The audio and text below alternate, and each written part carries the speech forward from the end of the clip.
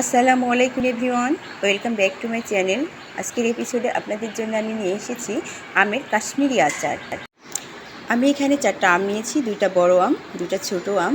আর আম চারটা আমি সুন্দর করে ধুয়ে নিয়েছি। আম চারটা প্রায় 250 গ্রামের একটু বেশি হবে। তো আম চারটা এখন আমি সুন্দর করে ছিলে নেব। আমার আম চারটা ছিলা হয়ে গেছে। এখন দেখুন আমি আম কিভাবে কেটে নিচ্ছি।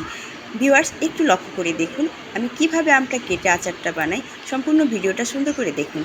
আর এখন দেখুন আমি আমটাকে সুন্দর করে ছুরি দিয়ে মাছ থেকে কেটে নেব। কেটে ঠিক আমটাকে 2 খণ্ড করব। দেখুন আমটাকে 2 খণ্ড করার পরে দেখি আমের ভিতরে আটিটা এখনও হয় নাই। যেহেতু আটিটা হয় নাই, আটিটা না হলে আমি এটা 4 খণ্ড করে নেব এবং এটা মোটা মোটা করে কেটে নেব। আমি আপনাকে বোঝাতে পারছি না কিভাবে বলবো।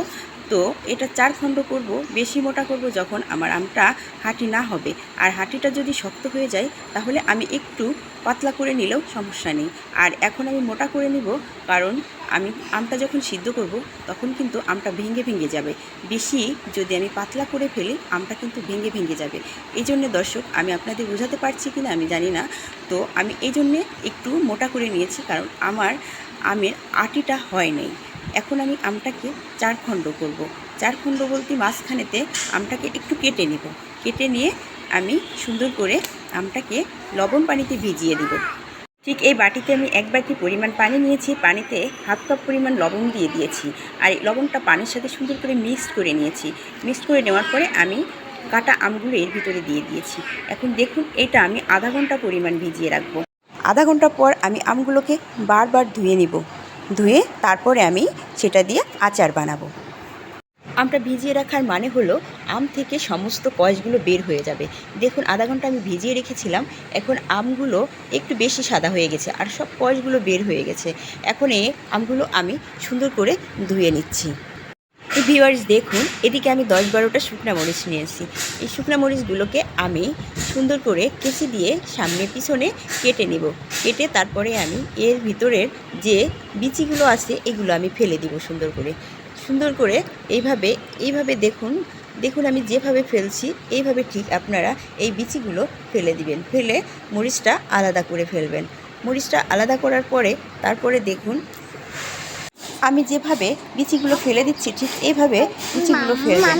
দেখুন যদি বিচিগুলো ফেলতে না পারেন তাহলে একটা কাঠি ভিতরে দিয়ে তারপরে বিচিগুলো সুন্দর করে ফেলে দিবেন, তো তাড়াতাড়ি হয়ে যাবে। দেখুন মরিচের বিচিগুলো ফেলা হয়ে গেছে। এখন আমি এটা সুন্দর করে কেচি দিয়ে কুচি কুচি করে কেটে নিচ্ছি। মরিচটা কাটা হয়ে গেছে। দেখুন আমি এই পর্যায়ে এখন চুলায় চলে যাব। চুলায় আমি একটা কড়াই নিয়েছি, আর কড়াইয়ে 250 গ্রাম আমের সাথে আমি 200 গ্রাম চিনি নিয়েছি। এখন এই চিনিতে আমি কোনো পানি দিব না। দেখুন আমি এই চিনির ভিতরে আমটা ঢেলে দেব। একটা কথা বলতেই ভুলে গেছি, আসলে এই আমের আচারে একটু চিনি বেশি লাগে। তো আমি 250 গ্রামের বেশি একটু আমের সাথে আমি 200 গ্রাম চিনি নিয়েছি।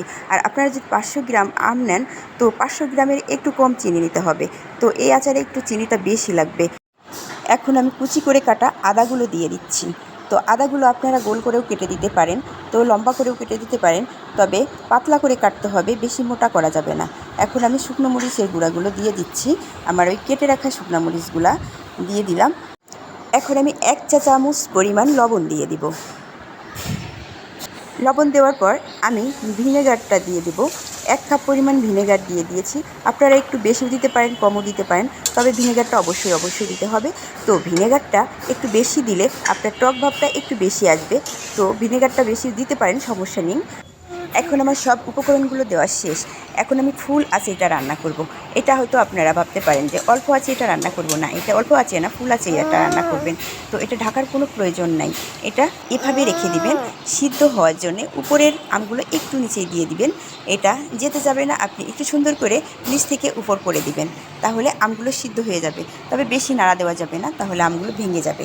এ পর্যায়ে দেখুন আমগুলো সিদ্ধ হয়ে গেছে বোঝা যাচ্ছে।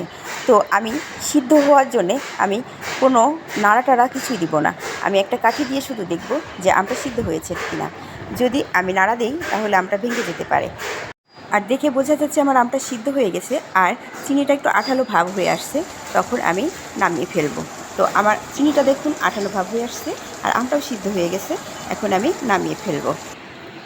হয়ে গেছে আমার আমের কাশ্মীরি আচার। তো এই আচার আপনি গরম গরম খাবেন না কখনো। আচারটা সুন্দর করে ঠান্ডা করবেন এবং 2 সপ্তাহ পরে আচারটা খেয়ে দেখবেন কত মজা লাগে। এতদিনে চিনি আমের সাথে মিশে যাবে আর আচারের স্বাদটা কিন্তু দ্বিগুণ হয়ে যাবে ভিউয়ার্স। তখন কিন্তু আচারের স্বাদটাই অন্যরকম হয়ে যাবে। আর এই আমের আচারটা ফ্রিজে রাখার কোনো প্রয়োজন নাই। এই আমের আচার আপনি ফ্রিজ ছাড়াই নর্মালি আপনি 1 বছর রেখে খেতে পারবেন। আর এই আচারটি রোদে দেওয়ারও কোনো প্রয়োজন নাই। রোদ ছাড়াই 1 বছর আপনি বাইরে রেখে খেতে পারবেন। আমার এই আচারটা যদি এতটুকু আপনাদের ভালো লেগে থাকে তাহলে অবশ্যই আমার চ্যানেলটি সাবস্ক্রাইব করতে ভুলবেন না।